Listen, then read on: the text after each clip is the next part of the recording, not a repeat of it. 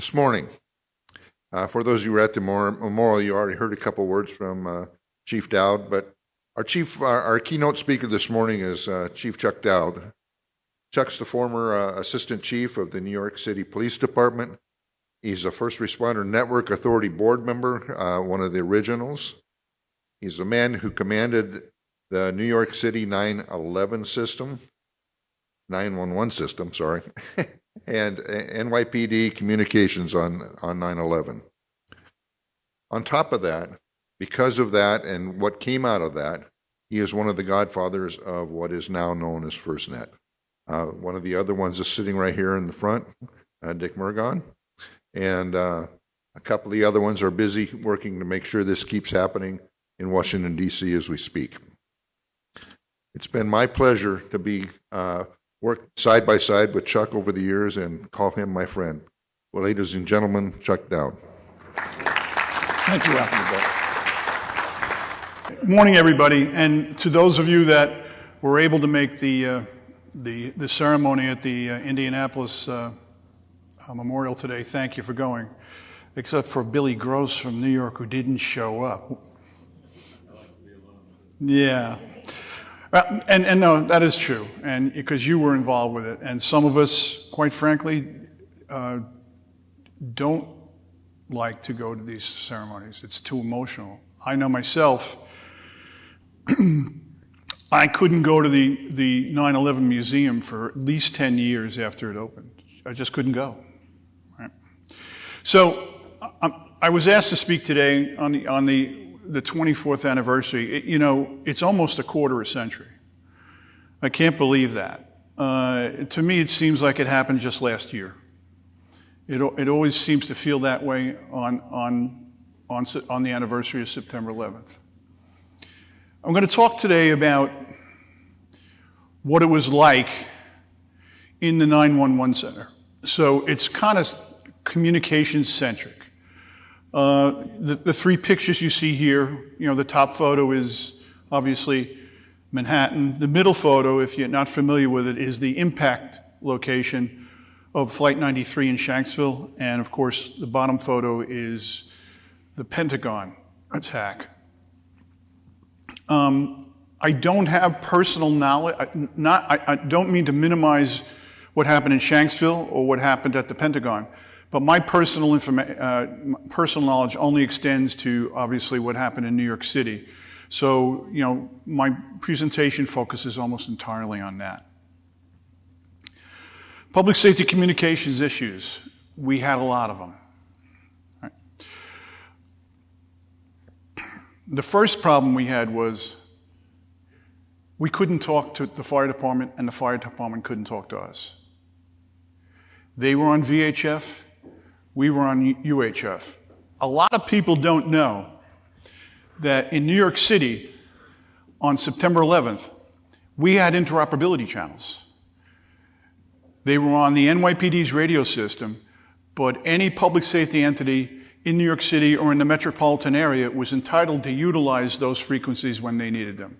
We had a citywide interoperability frequency, and we had 5 county frequencies, or boroughs we call them in New York, Brooklyn, Manhattan, Queens, and so on. Within 20 minutes of the first plane impact, we had a dispatcher on that citywide frequency. You know how many transmissions came over that frequency during the course of that morning? 0. Why is that? It's because of the other problems that we encountered that day, and they are the fact that we had an overloaded network, all right?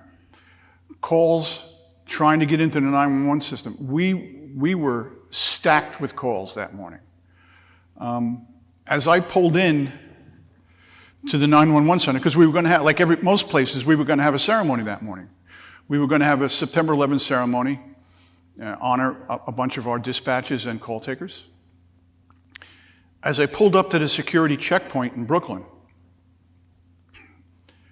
as it happens, fire headquarters is directly across the street. As I pulled up, 3 unmarked cars with their lights and sirens on came screaming out of the fire headquarters. So obviously I knew something wasn't right. So I pulled up to the security checkpoint and I asked the officer, I said, "What's going on? Do you know what that's about?" She said, I think a plane hit the World Trade Center. And the way she said it, it sounded like, like maybe a Piper Cub or something like that hit the World Trade Center.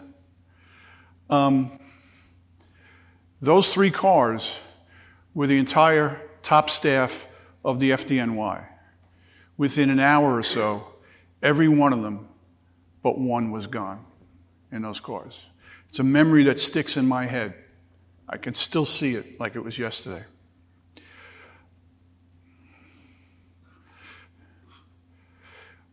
One of the things I'll talk about today was situational awareness for our call takers and dispatchers, and not just ours, but the fire departments and EMS. Coordination between our agencies and between our communications personnel was almost non-existent. A real problem. And I'm going to play some calls for you in a little while that were 911 calls from inside the building. And the reason I'm playing those particular calls, I think it highlights that problem. All right.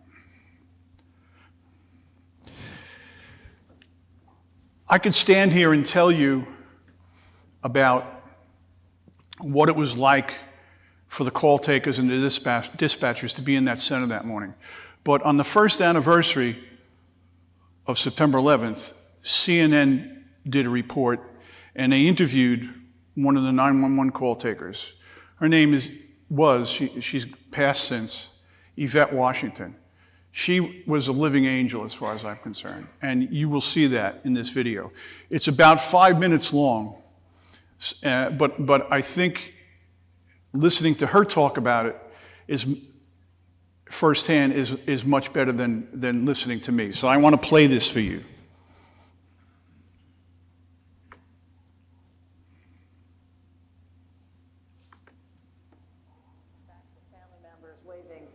Of their loved ones, it's also important to remember that besides the sadness that you saw on their faces, there was also great hope. And despite the fact that I guess rationally people knew that no one else would be found there alive, those families never gave up hope. And we're going to meet some more of those folks today who even weeks after 9/11 were praying and hoping that someone somehow had just missed identifying their loved ones. We're going to move on to another one of our 9/11 heroes now. It's impossible to catalog all the ways people from all walks of life tried to make an unbearable situation bearable. As you know, Americans donated money, food, clothes, blood, you name it. Rescue workers gave up their time, their sweat. And our next hero's contribution came in those few minutes on September 11th itself. And what a contribution it was, offering some kind words, a calm voice for people trapped in a nightmare. The story of a 911 operator from Maria Hinojosa.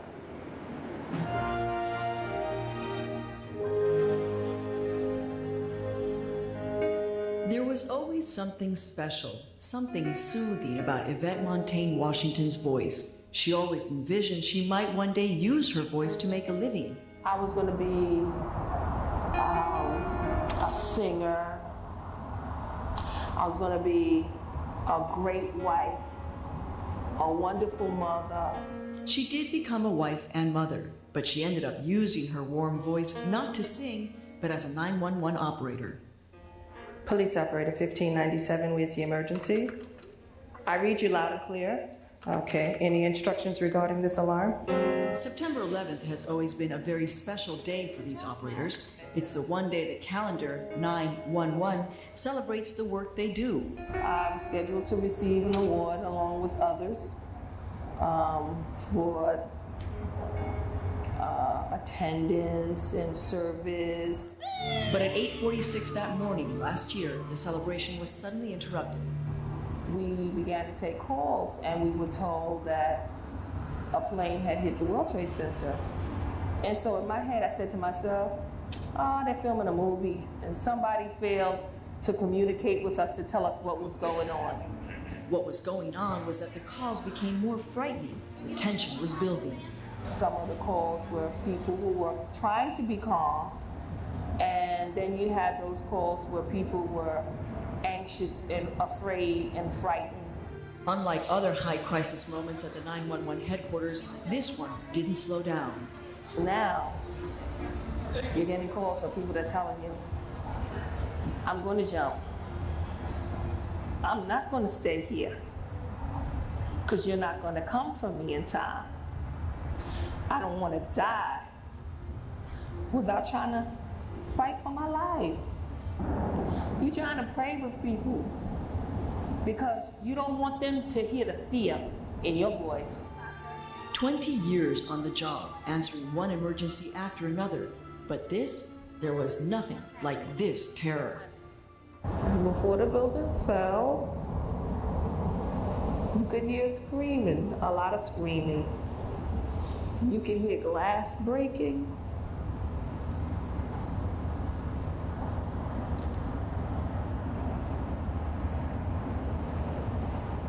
And then you could hear like wind. And then you heard like calm. And then I think the reality hit that people weren't going to make it. The anguished people on the other end of the line just needed love, compassion, and assurance. They needed that common voice. They needed someone to reassure them that everything was going to be all right, even though maybe deep inside they felt that they weren't. And all Yvette could do for 16 hours nonstop that day was to offer the only thing that she had, her voice. That's okay. That's all right. Have a nice day. Bye-bye. Maria Hinojosa, CNN, New York.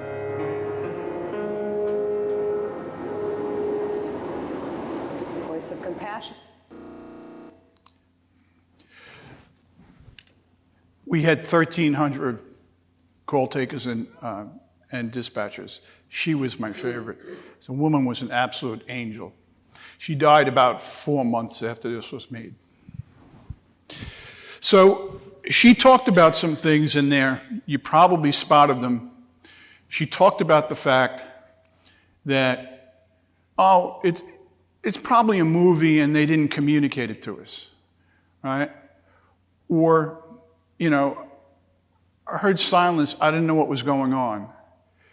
That goes to the issue of situational awareness. We'll talk a little bit more about that as we go on. One of the big problems that we had,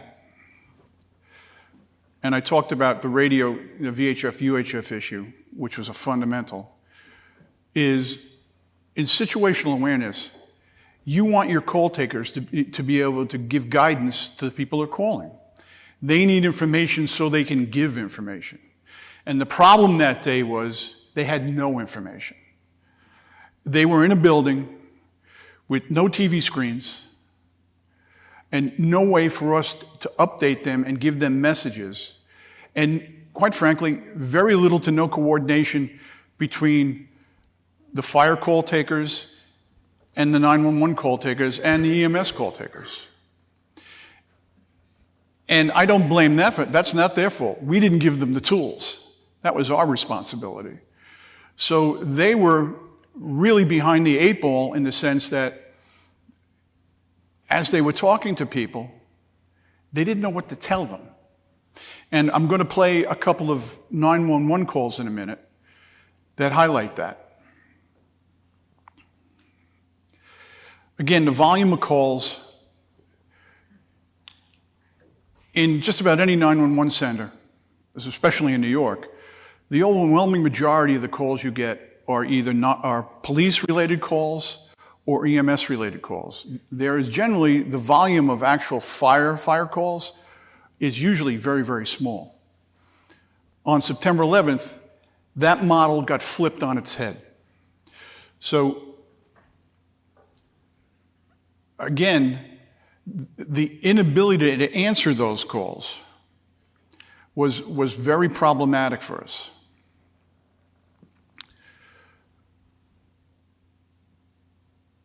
Fire and police use radio very differently. Police generally use networked frequencies where all the units can hear each other and the dispatcher can hear everything you're doing.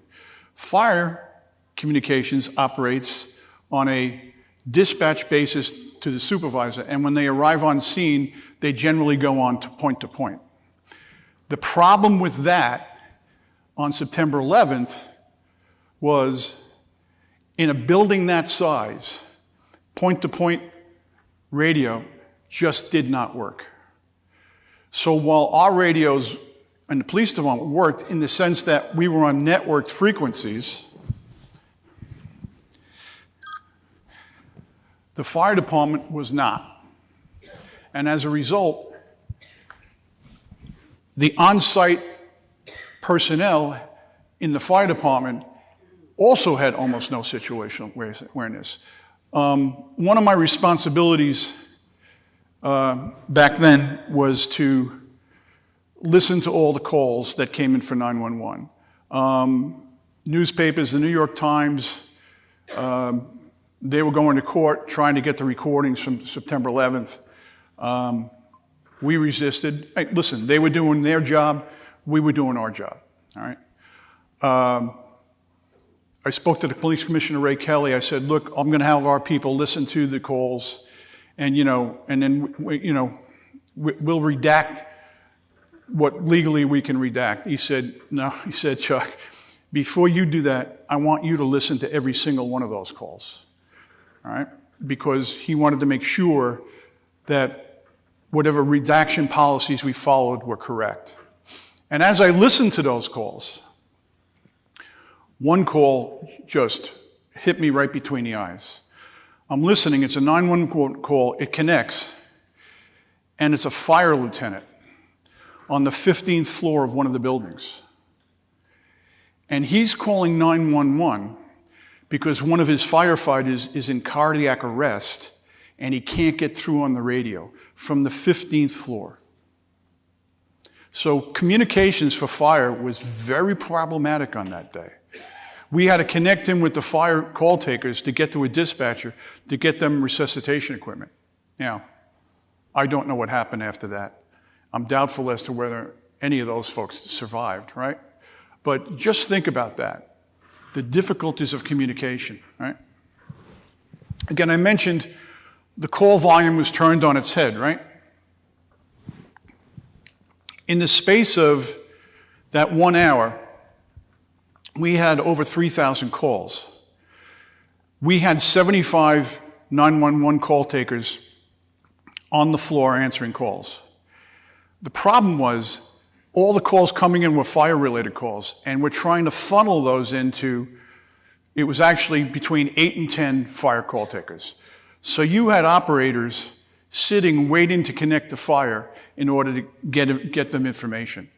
They started to improvise a little bit.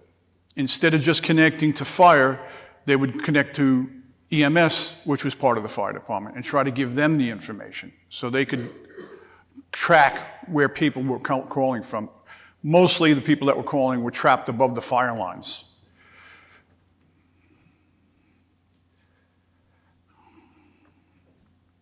Again, we talked about near zero situational awareness, no coordination of effort. The picture on the top is the 911 center on that day.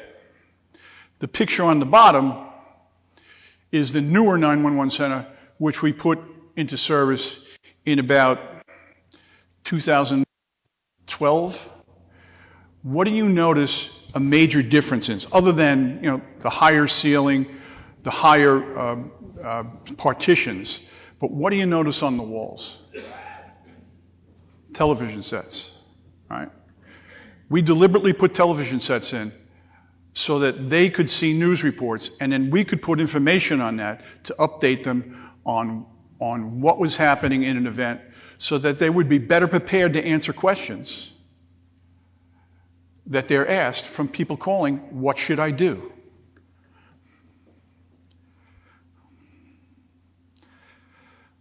Patient with me here while I try to find a particular call I'd like to get. No? Back.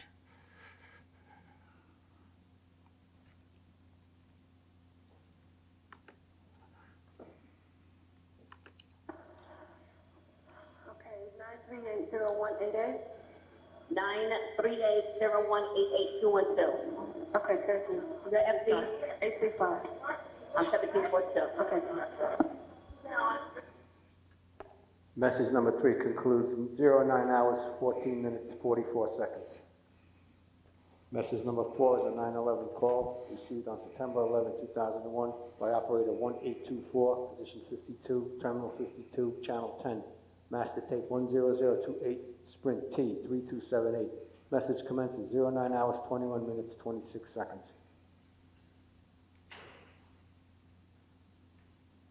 Operator 1824, where's emergency? I'm in the World Trade Center. I don't know what number to call. To call the police desk in the World Trade Center. I'm in One World Trade Center. Yes. And I don't know whether to stay on the floor or to go down the staircase.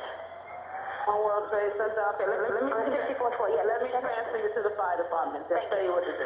Okay, whether to Trade Center, I don't know what number to call the police desk in the World Trade Center. I'm in One World Trade Center. Yes. And I don't know whether to stay on the floor or to go down the staircase. One World Trade Center. Okay, let me 64-4, yeah, let me transfer you to the fire department. They'll tell you what to do. Okay.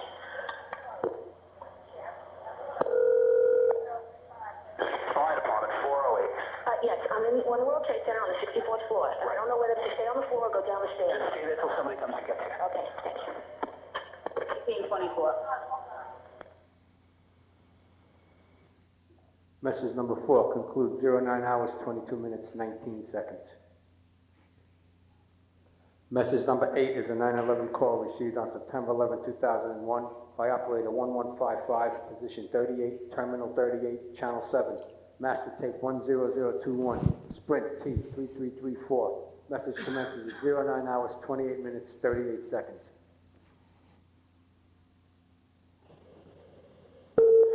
One 155 is emergency. Yeah, this is Mr. Cosgrove again. We can't find any staircases on 105 to get down. 105 what, sir? 2 World Trade Center. 2 World You Trade just spoke to me. You're on the line for about 5 minutes. 2 World Trade Center. Mr. Pop? Cosgrove. Cosgrove? Remember, I was the one who said we... Sir, so many I got calls. you. What is the phone number you're calling from, sir, please? 441-6272. 6272. We got a lot of people up This here. is 212, right? Hold on to the fire department, okay? Hold on. People are breaking windows. Okay, hold on, sir.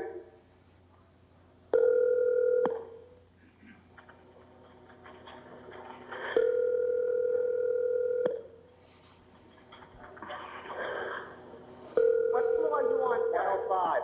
105 floor?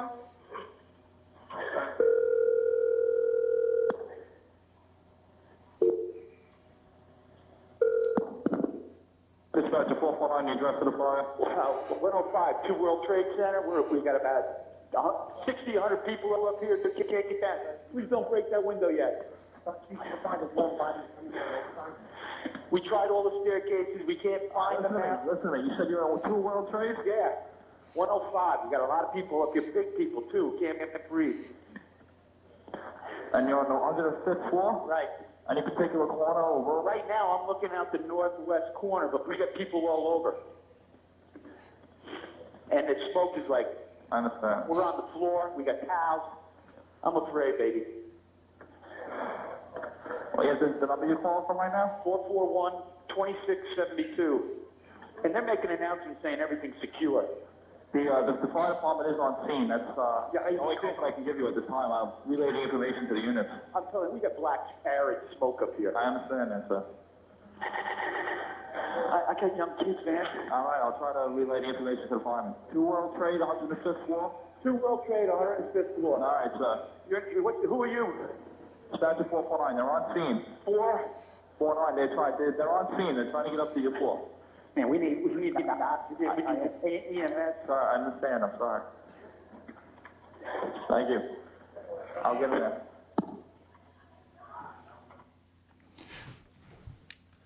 If you listen to those calls, you can clearly hear that, number one, the 911 call takers don't know what to tell them. And number two is there's no coordination of effort between the call takers on the fire side and the police side. These people are asking what they can do. And there are other calls like that where, should I go up or down? Should we stay here? Can I break a window? And they couldn't get these answers, right? It was a terrible situation. By the way, the guy that made that phone call, his name is Kevin Cosgrave. He made about 4 calls to 911 that day. The last one was when the building he was in went down. There were 2 phone calls that were received that day that we call the collapse calls, where you can actually hear the building shake and go down, and then the line cuts because they're landlines. And he was one of them. There was another man that had one of them. And both of them yell, "Oh God," you hear the building shake and the line cuts. There's more calls here, but I think I got the sense of what the issue there was. I just wanted to point this photo out to you. This is the Brooklyn Bridge, and if you look at that circle, you'll see a ladder company. That's ladder 118 from Brooklyn responding into Manhattan. Again, all the guys on that rig were dead within an hour.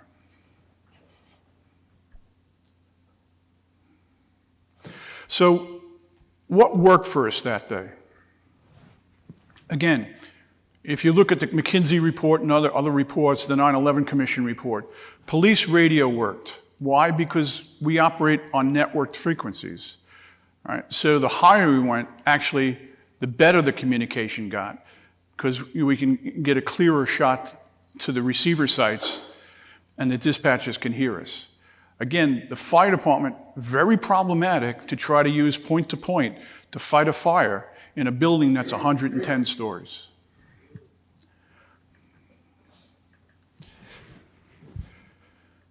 The 911 system design saved 911 that day.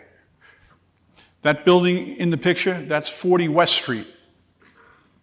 That's the Verizon central office directly across the street from the World Trade Center site. You can see the damage that it sustained.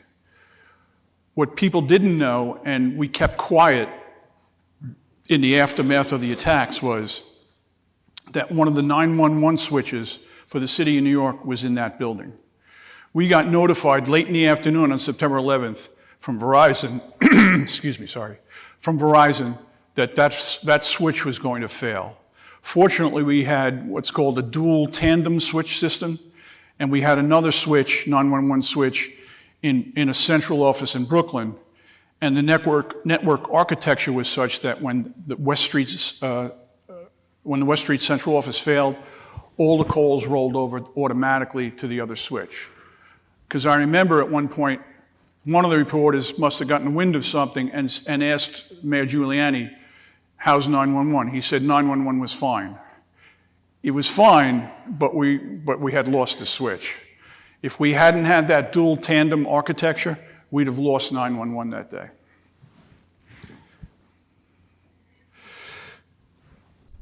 One of the things we allowed the call takers to do, we gave them discretion to stay on phone calls. Normally, and with the volume we were getting, we want them to go from one call to another. Get it processed, get to the next call.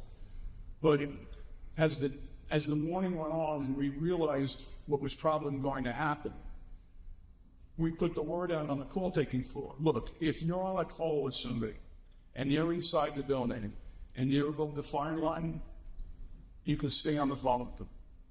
And they did that. A lot of them did that. You kind of got that sense from a Yvette Washington's video.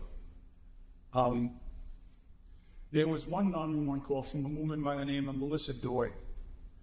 I can name her, and Cosgrove I can name, because their calls were used in a public trial against Miss Sally when they prosecuted them. They were played.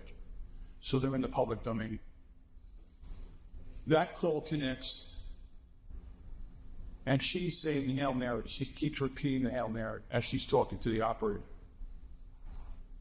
That call goes on for 26 minutes, and she keeps complaining that the smoke is getting heavier and heavier. About 15 minutes into that call, she's not responding to the operator. She's not responding to questions. And you can hear what sounds like snoring.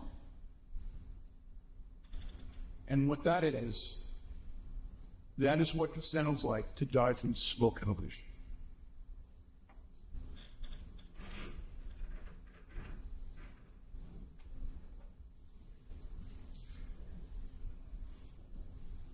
Okay, so we all know this.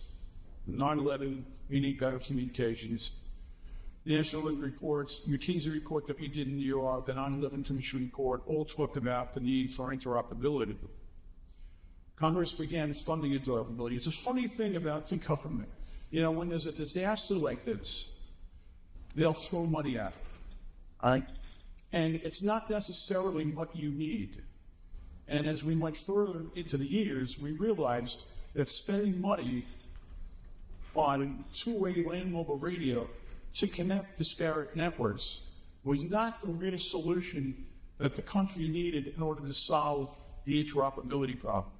So we started to get together, we started to coalesce in Manaconstant, and we said, and we looked in public safety, you know, because you all know FirstNet. We started to conceptualize Dick Argonne, Chris Moore, folks from a lot of locations saying, hey, we need a different way of communicating or sharing information. Now, there were two things going on. One was a nationwide communications technology. That was number one.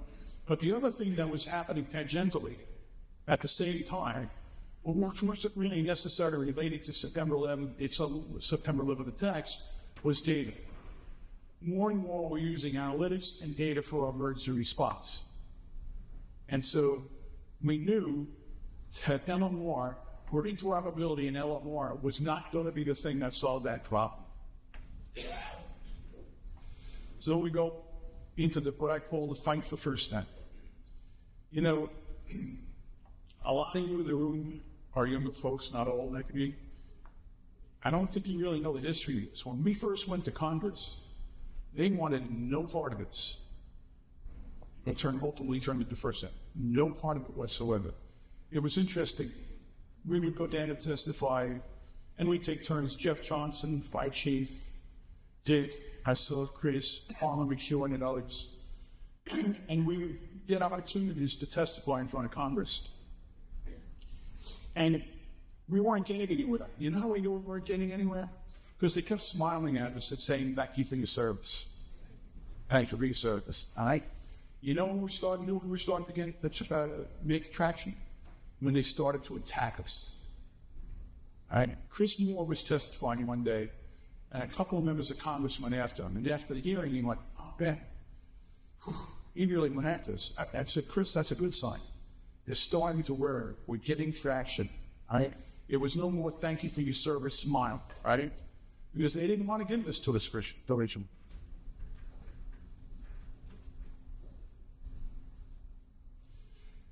But due to that digital TV transition to 2009, there was a unique opportunity. The D-BBlock, 700 megahertz spectrum, the 20 megahertz spectrum that was dedicated to FirstNet, that was a one-time opportunity. They cleared that spectrum nationwide. That's not going to happen again in the next 50 years. All right? So this was one opportunity we had to do this, and we had to fight for it.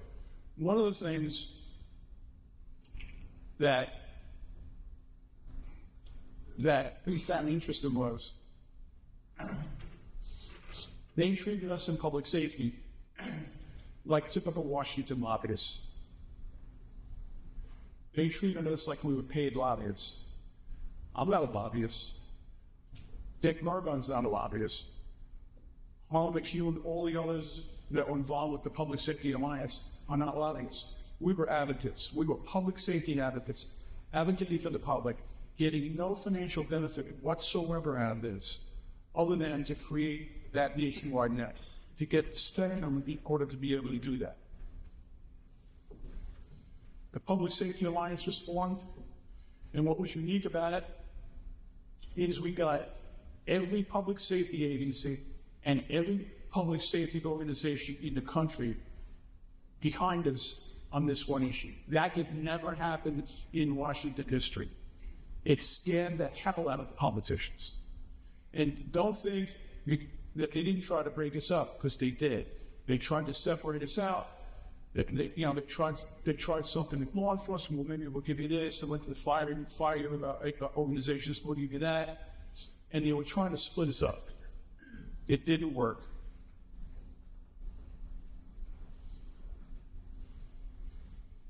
One of the unique things about this is we got bipartisan support. I remember we were doing a press conference advocating for the legislation. We had a whole bunch of politicians from Washington there. And I got to tell you, coming from New York, one of my proudest moments was to get very conservative Congressman Peter King from Long Island to stand next to very liberal Democratic Senator Chuck Schumer and have them stand both next to each other and say, we need to do this. Because I think that was the only time they ever, in their entire careers, they ever agreed on it. Fortunately, we got the legislation passed. President Obama signed it. All the heroes, we could go for a bunch of them, but in particular, Senator Jay Rockefeller from West Virginia was our champion in the Senate. We couldn't have done this without him. He was fantastic. And in the Obama administration, Vice President Joe Biden was our hero from this. He was the one that pushed Obama into supporting this, and we got that legislation passed in 2012. So the vision for FirstNet, where are we going to? Again, I mentioned earlier, this isn't about interoperability, right? Interoperability denotes connecting disparate networks and disparate technologies so that you can hear on them. Operability was the point of FirstNet. Operability. Nationwide operability. Ruthless preemption was one of our requirements. We needed to get built a network of public safety standards, including information at the fingertips of first responders. And emergency dispatch. Now, the NIMS system all came out of this.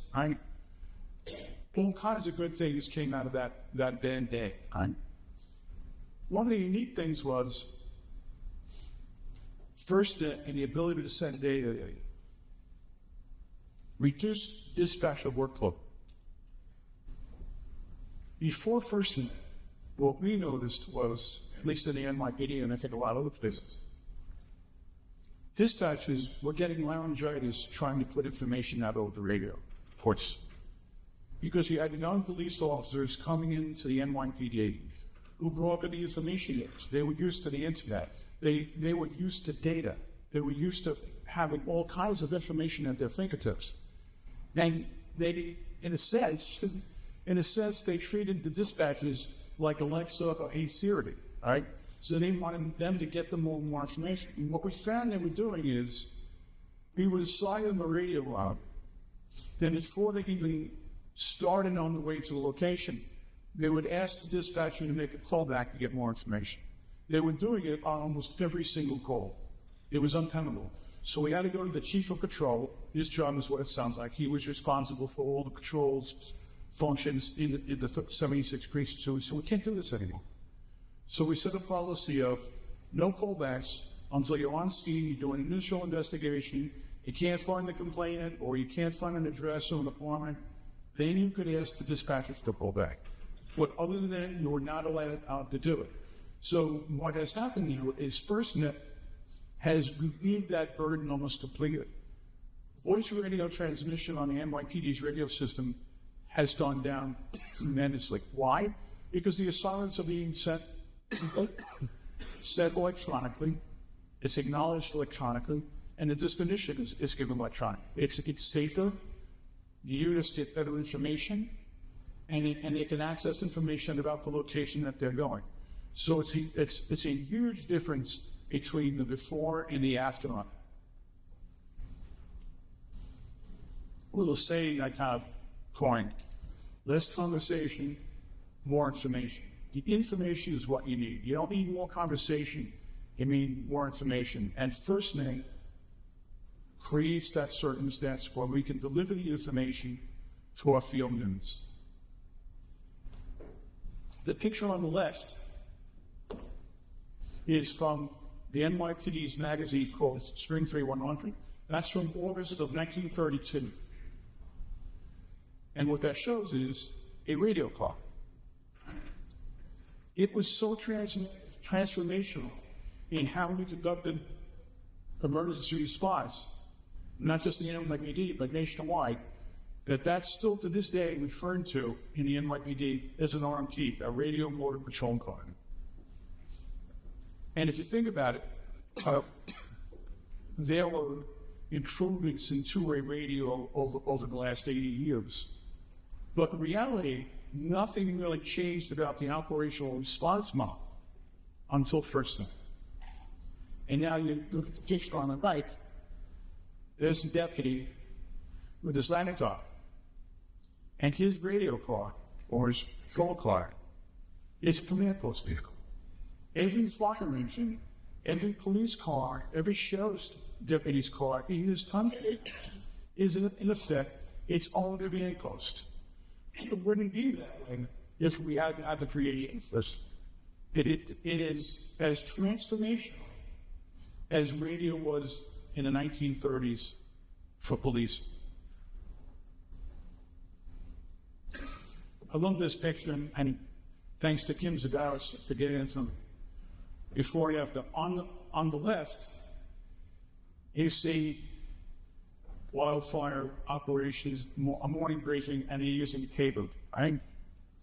When Jeff Johnson first showed me a video of this about a year ago, I was absolutely thrilled to see it. If you look at what's going on the left, it's all electronic, it's real time, it's updated. The analytics are showing how the fire is going to progress during the course of the day. It is like night and day between how they used to fight these fires and how they fight these fires. Now I'm not a fireman, but I can take a look at that and I say, that has to make all kinds of differences, both for the effective fighting of the fire and also for the safety of the firefighters. Right. Do we have any vendors in the room, or are they all out? Any vendors? No? Oh, then I need first. So, the challenge, since they're not here, I'll just say keynotes.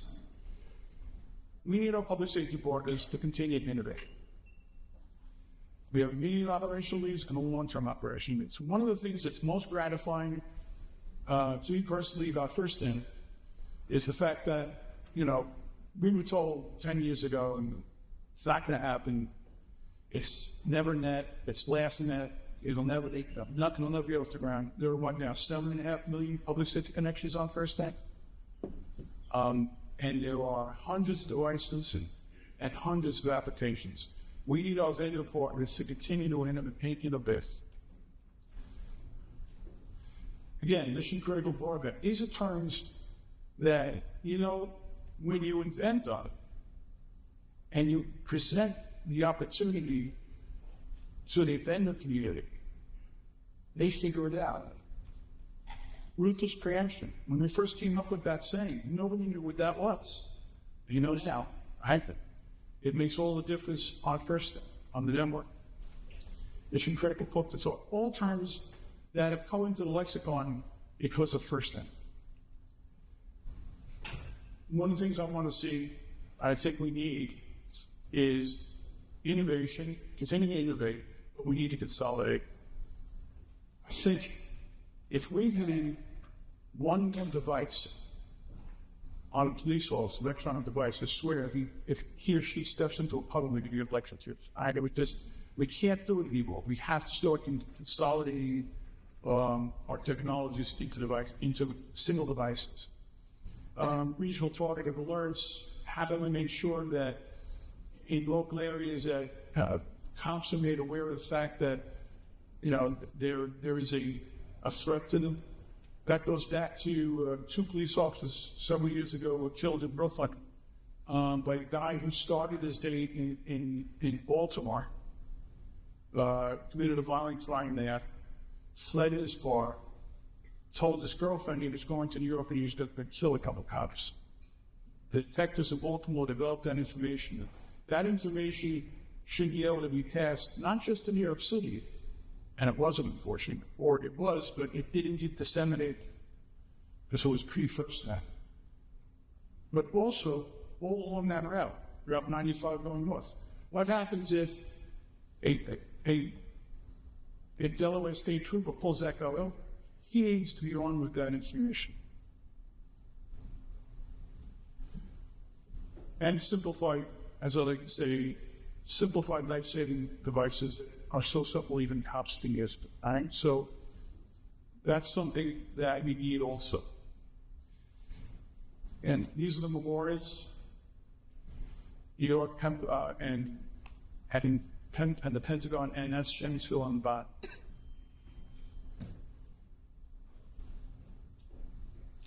If you were at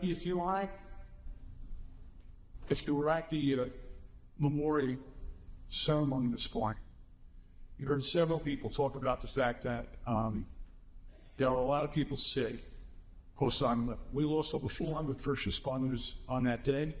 We've lost more than that to cancers related to 9/11 since that day. That article in the Post ran last Sunday. There were 50,000 people with 9/11 related illnesses. The two photos you see there, one's Bill Sheehan, first deputy commissioner from the fire department, now so landed in the FDNY. He was killed on September 11th, that day. On the bottom is George Creel, a legend in the NYPD, our chief of department. He died about a year and a half ago from a brain tumor related to a 9/11 cancer. So these days continue to hit us. Please keep them in your thoughts and your prayers because they need it and they need your support. That's it, folks. That's all I got. Hope you enjoy it. Any questions about what happened that day? Thanks, everybody. Have a night.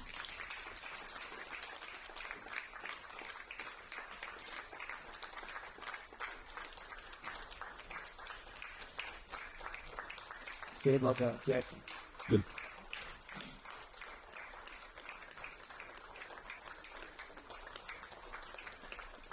Thanks, Jack, for your leadership on this and your ability to share it with us.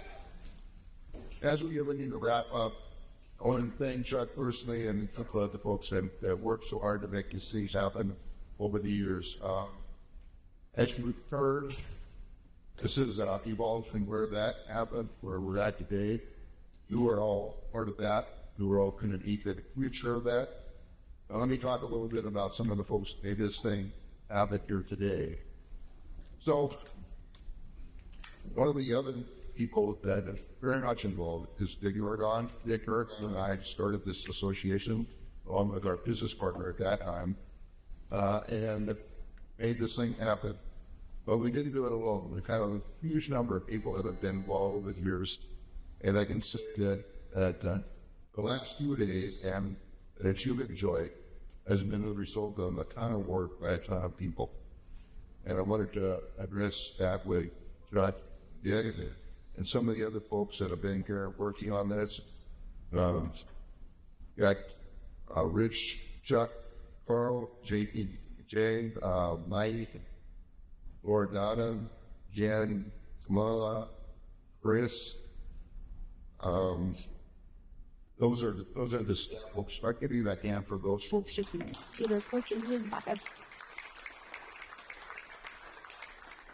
Now let's talk about the freedom. What that means is we're paying for it other ways. That'd be the wives and other people and who are running the registration desk and everything that made it happen. I do. And Jan, Kelly, and Mike particular right. Son, keep you back at the week. We please have a hand for that. Yeah.